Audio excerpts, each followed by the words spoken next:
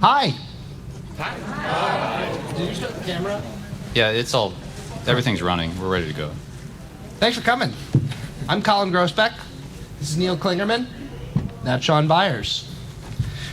We think it's best to open the panel with some discussion about our intentions here and offer you a brief introduction to our topic, which is sakuga. Sakuga is a Japanese word that natively means anime drawing, as in the physical illustrations themselves. Genga is one type of sakuga. It means keyframe animation. These are the key position or pose drawings in an animation cut. Doga is another form of sakuga. The word means in-between drawing. Doga depicts the fluid motion or movement between the Genga drawings. So Doga and Genga are types of sakuga, and sakuga's basic translation is anime drawing, and that's that, right? You see, the word sakuga has become this type of fan jargon name for a kind of scene or episode of anime footage. One of the more common production stereotypes associated with movies, OVAs, and TV shows animated in Japan is that these productions seem to favor cheaper and more limited movement animation than the films by their Western counterpart studios. Studios like Disney, Rankin Bass, or Don Bluth Entertainment. Budgetary conservation tends to be the modus operandi for Japanese animation. It's an industry where it's commonplace to lay out scenes entirely composed of still frame characters with flapping mouths. Now, what we want to draw your focus to is the idea that anime is anime because it is able to overcome these constraints of limited motion or economic animation. So let's take a look at an example. We have here a very economically animated show. The clip.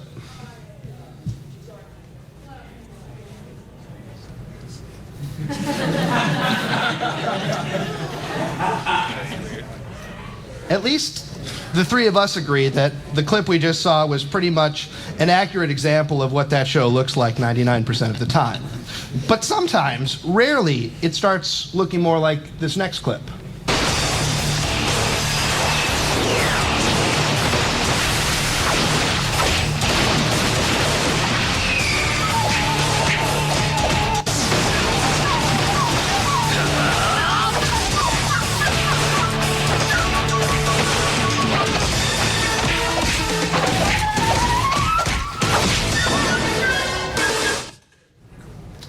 So the kinetic action scene you just saw is what we animation fans call sakuga. And guess what? That entire scene was drawn by a singular artist. One artist alone. The sakuga fandom is basically artist appreciation for individual animators instead of directors, studios, genres, or shows. It's a well-known fact that in Western production, many hands touch a single cut of animation footage. Let's use Disney productions as an example. You may have one guy who exclusively draws Simba into a given frame, while someone else draws all the side characters into that same frame, and yet another group of apprentices will draw the backgrounds and the stupid little dancing flowers.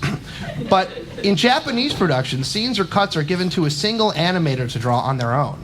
Sometimes entire episodes are even given to one of these animators. This type of workflow has been the perfect breeding ground for specialist animators, which makes total sense, right? Give the artist who draws the best car motion all the racing scenes to animate, and give the guy who draws the best battles only the most important battles in the series so that they look the best. So that brings us back to this idea of artist appreciation. If you think about it, the job of an animator is to draw characters that some other artist has already designed and make them fit in and move as part of a piece of media. It's not their job to be a disruption to their project by being overly individual. So how is individuality expressed by an animator? It's through motion, framing, and layout. Sakuga fans seek to appreciate the individuality of artists who work in a medium that purposely obscures their personal signature. So now that you know why we're here, why don't we take a look at our first artist? I'm going to show you some clips from, 3 clips from Yutaka Nakamura, who's a grandmaster of battle animation. Some of the signatures of this artist are consistently high detailed keyframes, low and wide camera angles, he uses a lot of them, very, very complex back and forth choreography for fighting, and bladed weapons that turn into triangles while they're swinging through the air and in motion. So here's a look at 3 clips from Nakamura. Remember, this is just Nakamura animating these.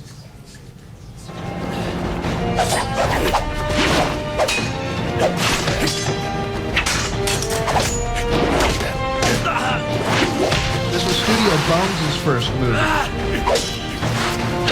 Yeah, it's called Sword of the Stranger.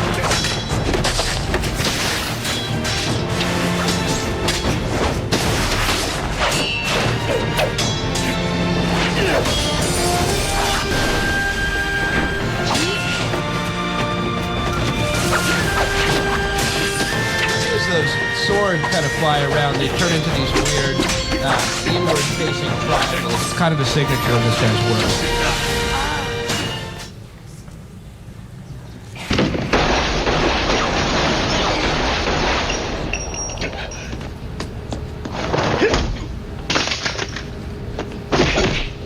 So here you have that cool back-and-forth choreography that this guy's great about. And like I said, these low, wide-angle shots that he uses all the time.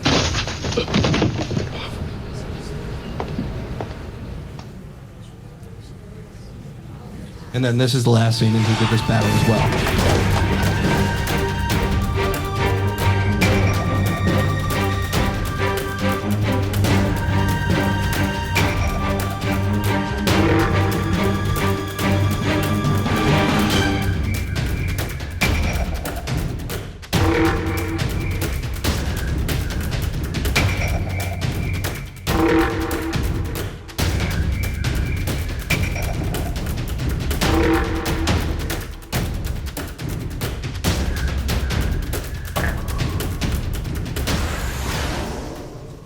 So, moving along, I'm going to let Sean talk to you about the process of animation. So take it away, Sean.